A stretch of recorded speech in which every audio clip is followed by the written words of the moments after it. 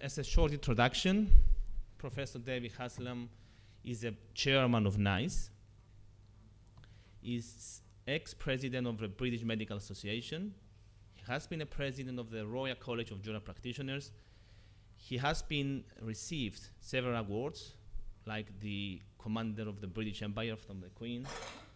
And as a colleague yesterday from England told me, are you serious? Is David Haslam coming to Cyprus? He is the authority in England in general practice. So we are very much honored and welcome with you present here. David, please.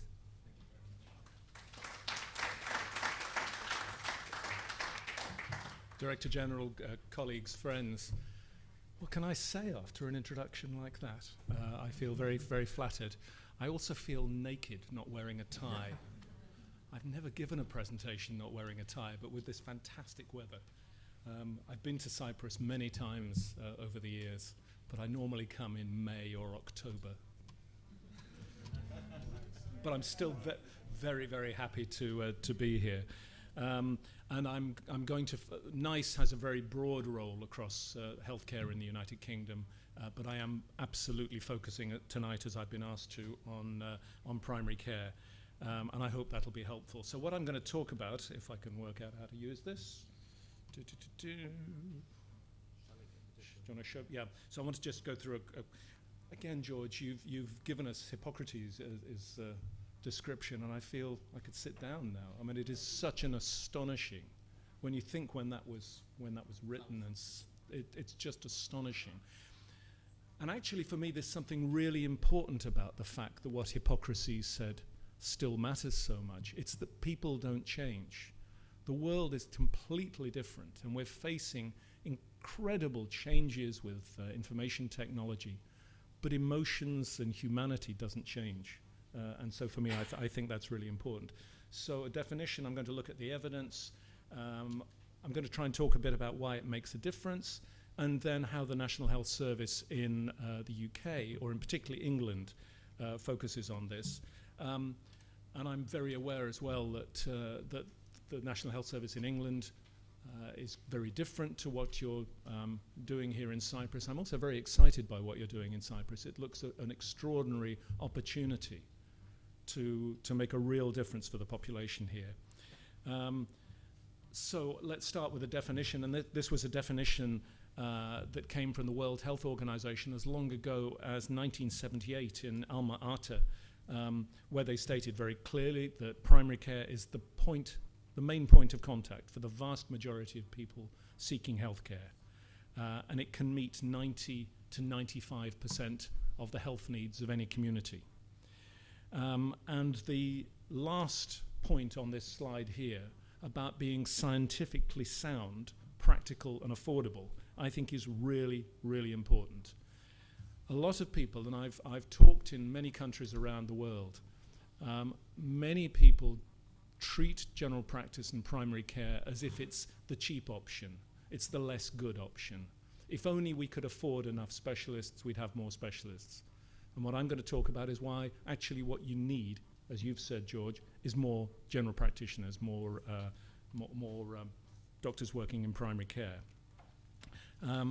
So let's have a look, first of all, then, at some of the key research that's looked at international healthcare systems.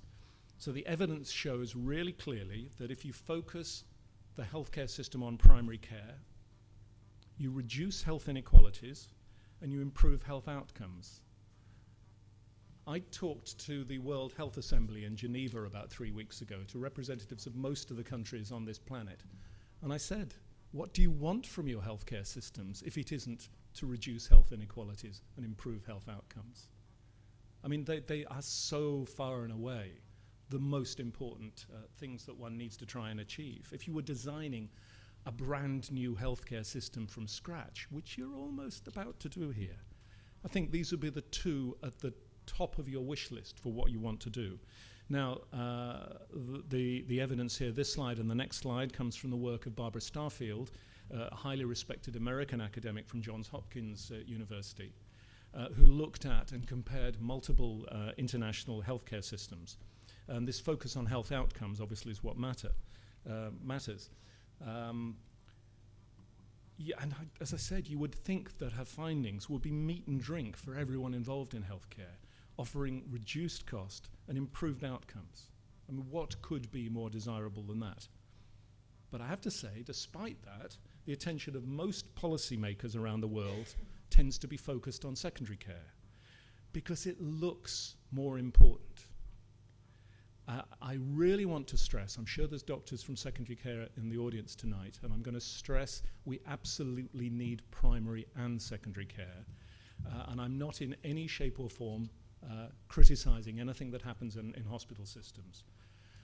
But what I do criticize is the over-accentuation on secondary care in most healthcare systems because it looks more complex, because it looks more valuable for reasons that I'll go into. And so I think it's vital that all healthcare systems keep asking themselves what they're trying to achieve with the system. So I'm not just talking about doing things cheaper, I'm talking about trying to do them better. And both the World Bank and the World Health Organization have been very clear as well about the value of primary care. A paper in the British Medical Journal said primary care systems seem to offer important advantages within healthcare systems in terms of cost containment and the health of the population. Those that focus on secondary care offer the least in terms of benefit to the population overall. And it's almost inevitable in most countries, certainly in the UK, that around 80 to 90% of the healthcare budget goes on secondary care. And so the potential for sort of dramatic glory and for disaster is frequently concentrated in hospitals. But certainly in the UK, 90% of healthcare is carried out in primary care. The proportion is very similar in many countries. In the UK, there are about 1 million consultations every day with general practitioners, and the satisfaction rates overall are remarkably high. The Cabinet Office, which is a central government organisation, carried out a survey of general practice saying around about 91% satisfaction. And I think that the reason that so many governments focus on secondary care is because of the drama that often happens there. What do I mean? If someone's admitted to hospital critically ill and survives, it is a dramatic and exciting story. Something that all of us can admire, governments can admire, the media admires, patients are hugely grateful for. If it happens to me, if tonight I'm taken ill and rushed into hospital and I do well, I'll be hugely grateful. If a family doctor, by controlling someone's high blood pressure, prevents them from being taken ill, so they don't have a stroke or don't have a heart attack, there isn't a story. Nothing happens. Even the person who didn't have the heart attack doesn't know they didn't have a heart attack. There is no drama. I would ask every one of you, which would you prefer to be? The person who has the dramatic intervention in hospital or the person who doesn't need it? It's a stupid question. But the focus of most healthcare systems is on the drama rather than the prevention. And even, research has shown that even hospital mortality rates are even more closely related, fascinatingly, to the number of family doctors than the number of hospital doctors. This particular study on the screen here showed this. It's now quite old, but still the figures are very relevant and have been shown again. This study showed that in order to reduce deaths in hospital by 5,000 a year, the National Health Service would need to employ either 9,000 more hospital doctors or 2,300 more GPs. That's because of the effect of prevention, and the effect of referring the right people through to hospital. In the USA, they've shown that the states that have the highest ratio of primary care physicians, interestingly, have lower smoking rates, less obesity, than states with fewer primary care physicians. Other studies in the USA have shown that areas in which primary care is stronger, as measured by the primary care to population ratio, they have lower total healthcare costs than other areas. It's all fascinating. So why is this? Why does primary care and general practice have such a major effect on the national health? Well, I think one of the reasons is that keeping patients away from hospital, except when it's essential, is generally good for them. And well-trained primary care physicians tend to be very effective at knowing when patients do need secondary care and when they don't. Indeed, one of the main roles of a good general practitioner and primary care clinician is to absorb huge levels of risk and uncertainty. In the UK, yeah, if we can go back one again. In the UK, primary care sort of helps the National Health Service function by absorbing huge levels of risk and workload, and generally referral rates are very low. Around about, family doctors refer around about 5 patients per 100 they see.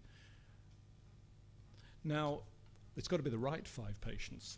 I remember a few years ago having a doctor who was training to be a general practitioner in my practice, and he'd worked in hospital for about 12 years, and he decided he wanted to move to general practice. And so he sat with me for this first clinic, and at the end of it I turned to him and said, Roger, how was that for you? What did you think? What's your first impression? And he said, David, I really don't know how you dare practice like that. And like some of you, I thought, wow, what I mean, that sounds pretty rude. And he said, no, it's an extraordinary compliment. You've seen 3 people this morning with headaches, and you didn't arrange a single scan. I've never met a doctor who saw someone with a headache without arranging a scan. Now, it's a serious point. It's a serious point. And the great skill of a good general practitioner is to know when the scan is the right thing to do and when it isn't. And indeed, we were discussing over dinner last night the complexity of if the automatic presentation is to secondary care with headache or backache or abdominal pain, which secondary care specialist do you choose? Because what you choose requires the patient to have the skill of knowing that they're going to the right clinician. It's a complex task. And so there's this very different task that primary care and secondary care doctors do, mainly because they're working with different populations. They're working with different populations. So general practitioners, because they're seeing the whole population, are much better at being able to tolerate uncertainty, to be able to say, I'm not really sure what this is, but I know it doesn't matter. Whereas the patients who get referred to hospital, the 5% that GPs would refer to hospital on our system, that's a different population.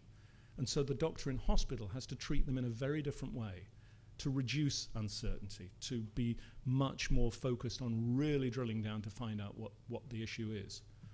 But if those roles are reversed, you get completely the wrong outcomes. You get an over-medicalization, too many investigations. And of course, as we all know, the more investigations you do, the more you find wrong and then feel an obligation to do something about, even though many of the things you find wrong actually don't matter.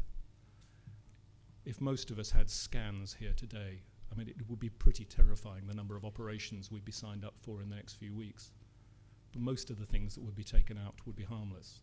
Again, that isn't in any way to denigrate the important work done by secondary care doctors, but it works in our system because the general practitioners are giving them a selected population to treat in a different way. There's another really important, I mean, general practice is also very much more than the sum of its parts. It's, as the Hippocrates said, of course, we have to look, he didn't use this language, but he was saying we have to look at everyone in physical, in psychological, and social terms, the whole person.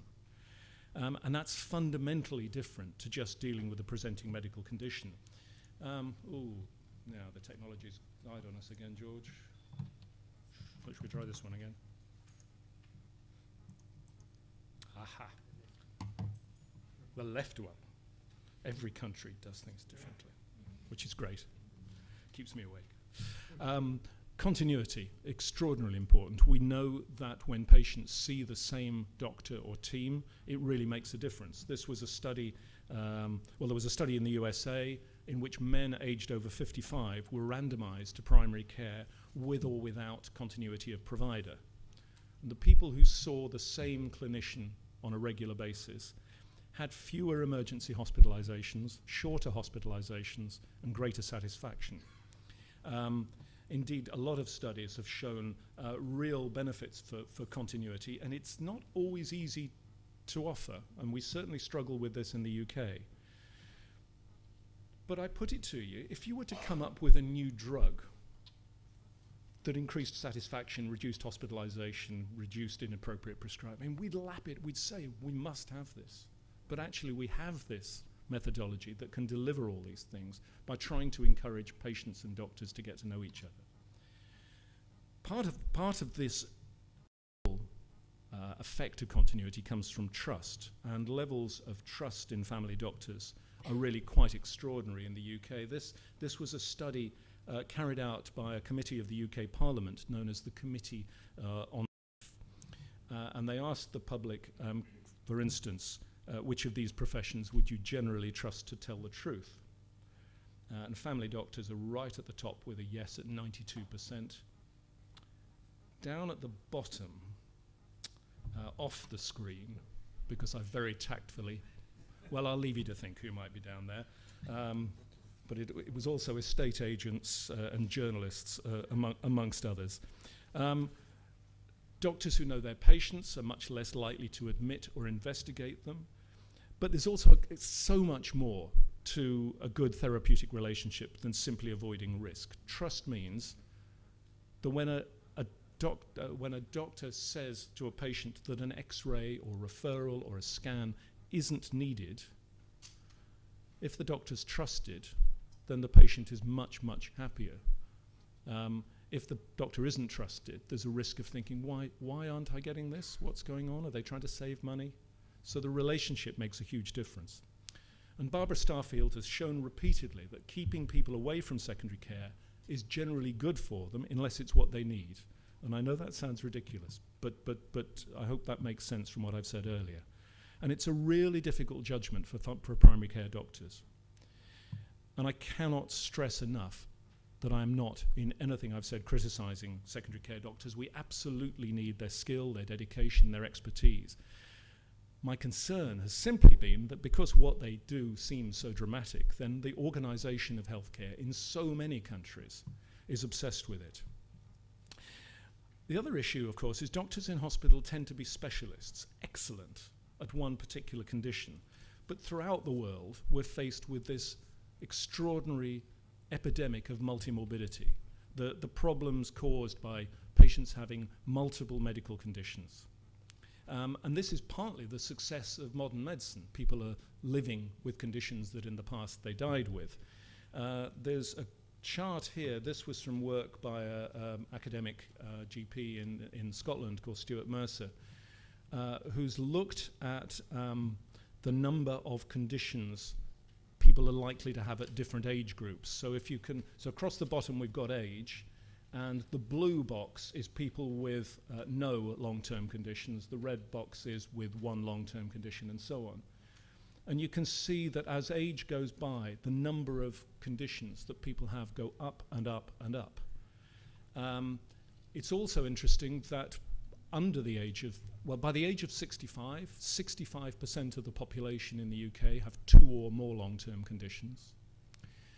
Indeed, there are more people in the UK with 2 or more long-term conditions than there are with one long-term condition.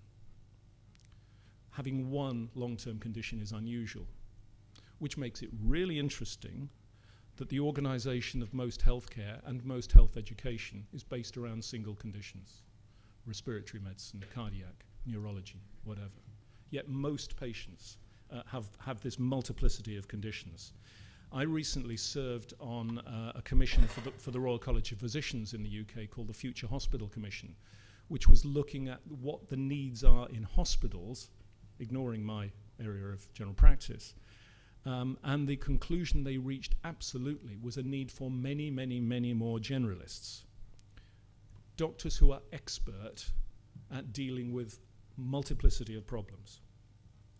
And there's a real problem, because I don't know if it's the case in Cyprus, but certainly in the UK, it's very curious that the smaller your area of expertise, the higher your prestige. And the broader your area of prestige, well, anybody can do that. And the moment you think about that, you realize what a nonsense that is, how it makes no sense at all. But we have this problem in British hospitals that doctors see being a generalist as something that the juniors can do, and then as they get cleverer and more senior, they will specialize more and more and more. And actually what we need is the exact opposite. We need the really best doctors to be both general practitioners and generalists in secondary care, because the complexity, the extraordinary complexity of dealing with, well, for instance, I can think of a patient of mine that I no longer see patients because I'm a bit busy touring the world doing things like this, but I had a patient with coronary artery disease and hypertension and hyperlipidemia and chronic kidney disease and diabetes and osteoarthritis of the hip and, hardly surprisingly, depression. So first of all, how would you care for that man other than by a high-quality generalist? Secondly, what does good look like for a man like that? A real difficult question. It's NICE is a world leader in producing guidelines and metrics on what quality looks like, but what I'm certain you don't do for that man is add all those guidelines together for all those conditions. Really complex area. So we have to somehow find a way that we can encourage young doctors to see that being a generalist is really something to aspire to, not something to escape from. I had you very kindly said that I was a past president of the British Medical Association, and I visited Canada whilst I was president, and was at an event, a social event with the Canadian Medical Association, and somebody came over and introduced themselves to me as a former president of the Canadian Medical Association, and he said, "David, it's a real honor to meet you. Tell me, what specialty are you?" And I said, "I'm a family physician." And I promise you he did this. "Really?" he said. "I thought the BMA," he said, I quote directly, "I thought the BMA reserved the presidency for people with distinguished careers." If anything, the GPs from the UK in the audience, I think, will identify with that sort of it's quite extraordinary. And it's something we absolutely have to move through, which is why the work you're doing with the masters and so on, to absolutely focus on the quality of general practice and the benefits that it can bring is absolutely critical. I have a horrible feeling I've gone off piste, but let's come back to what I was talking about. So what's the impact of all this on how we arrange primary care in the UK? Well, first of all, everyone in the UK, every patient is registered with a practice. The average number of patients per practice is around about 7,000, but it varies from very small practices to huge practices, from single-handed doctors who work alone, to practices of 20 or more doctors. We have a distribution problem across the country. The number of GPs varies from area to area, and it's often an inverse relationship to what's needed. A wonderful general practitioner called Julian Tudor Hart many years ago described a thing called the inverse care law, which says that the availability of good medical care tends to be in inverse proportion to the need for it. In other words, the poorest, most deprived areas tend to have the fewest and least effective doctors, and the richest, least deprived areas tend to attract the doctors who like the lifestyle. So there's a challenge there, for one. We also have, really importantly, a large team with the doctors of nurses and others who can help in that work. It's critical to say that general practitioner in the UK, it is seen as a specialty as much as any other. And at last, and it's been a long time coming, but the Academy of Medical Royal Colleges, which is the umbrella group of all the Royal College presidents, absolutely says general practice is as much a specialty as gastroenterology, or else it is, but it's just taken a long time to get there. We have an aspiration that we should have 50% of doctors working in primary care. We have something of a recruitment crisis at the moment for all sorts of complex political reasons, which needn't bother you at all. The answer, we've actually over the last few years had a decreasing number of GPs, despite the fact that the government has repeatedly said they want general practice to lead the health service. And there's a really interesting reason for this, and it's the hospital sector is paid by the amount of activity they do. So that the more they do, the more funding they have, and the more doctors they can recruit, which automatically sucks more people into that part of the system, rather than anyone standing back and saying, my early question, what are we trying to achieve with the system? And again, in any system, you have to plot out what the unintended consequences are of anything that you bring in.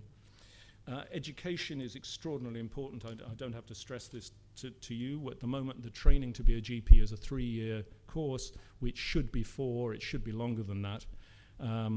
Although the system of primary care in the UK is one of the most developed in Europe, the length of our GP training is actually one of the shortest, which makes no real sense.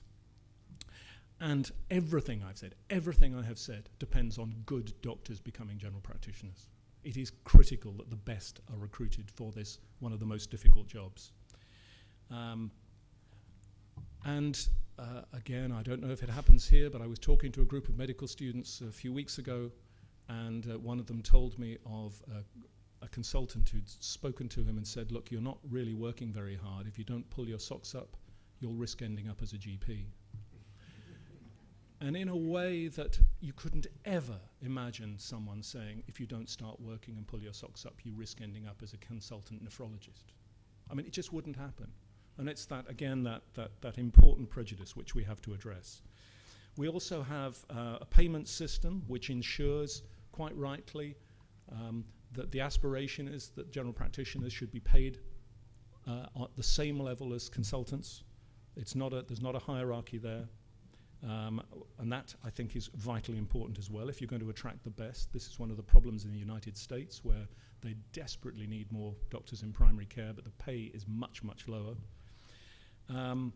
We have a contract which is linked very much to the quality of care that is delivered by general practitioners. So some of the money they get is based on the number of patients they look after, but a large proportion is based on whether they actually reach quality targets.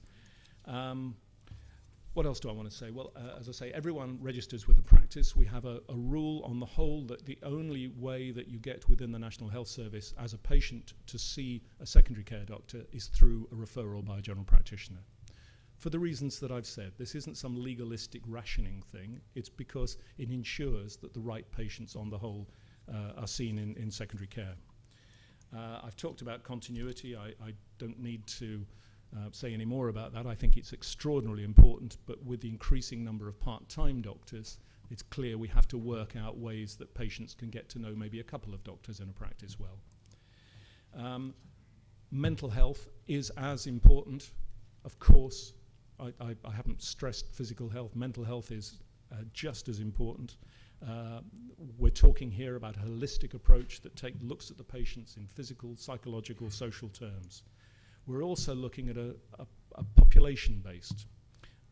The doctor has a responsibility also for the community he or she lives in our system.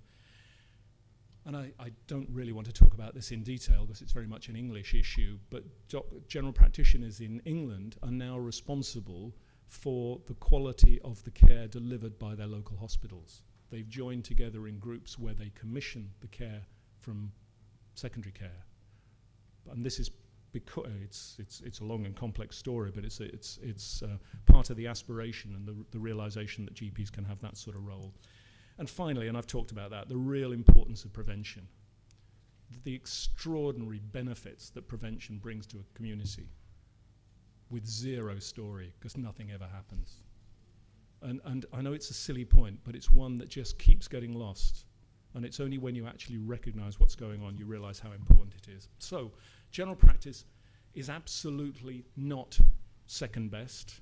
Quality general practice, quality primary care is a really complex task, but it's essential that in a complex world with more people with multiple conditions, people get personal care that they need and that they can trust. And this was a report of the World Health Organization now 10 years ago, which I don't need to read to you, but it says Furthermore, the report said that the increased availability of primary health care is associated, again, with higher patient satisfaction and reduced costs. And when you're setting up a new system, those are two things you quite want. So it seems to me that the role of primary care should not be looked at in isolation. It should be primary and secondary care designed together, specialists, generalists working together, have such a vital role for their population. They're not mutually exclusive. This isn't competition. It's working together. We absolutely have to recognize there isn't a healthcare system in the world, however affluent the country, that can afford everything that its citizens might want and need for healthcare. This is very much where NICE comes into the picture in terms of helping look at cost effectiveness. But in designing a system, putting enough focus on primary care can really help make that difference and make every euro count. So, I'd be really interested to hear your comments. I wish you every success with the master's program. I wish you every success with your new National Health Service. I hope to come back and see what's happening. But please remember, the focus on primary care makes such a difference to patients, and that's the one that matters. Thank you very much.